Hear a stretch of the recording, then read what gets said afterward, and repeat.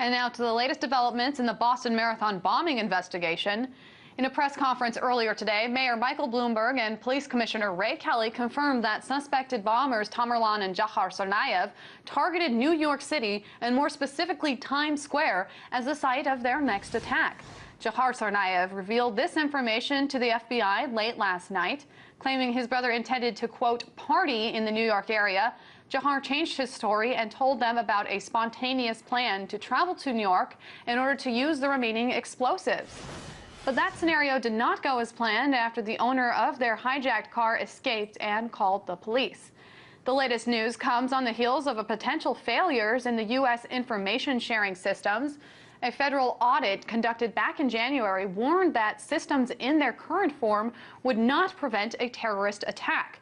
The audit labeled the systems themselves as high risk. Now, the issue of communication has been thrust even further into the spotlight as reports continue to surface of multiple warnings issued by the Russian government, prompting the U.S. to place suspected bomber Tamerlan Tsarnaev on the terrorist watch list.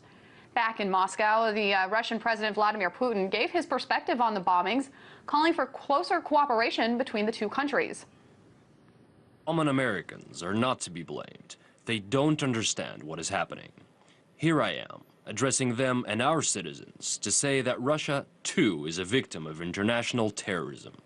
I was always appalled when our Western partners and the Western media labeled terrorists who committed bloody crimes in our country as insurgents and almost never as terrorists.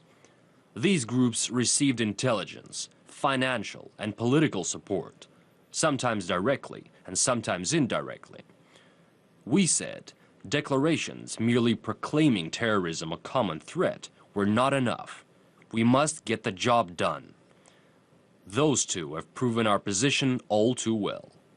Some U.S. politicians, not U.S. leaders, are even attempting to announce Dzhokhar Tsarnaev a prisoner of war. Are they out of their minds? What kind of POW is he?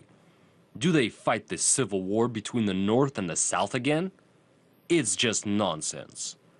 I'm saying all this not to apportion blame, but to call for bringing the U.S. and Russia closer together to resist common threats, of which terrorism is one and most dangerous. If we truly join our efforts, we will prevent such strikes and such losses suffered. We'll keep you up to speed on the investigation as it continues.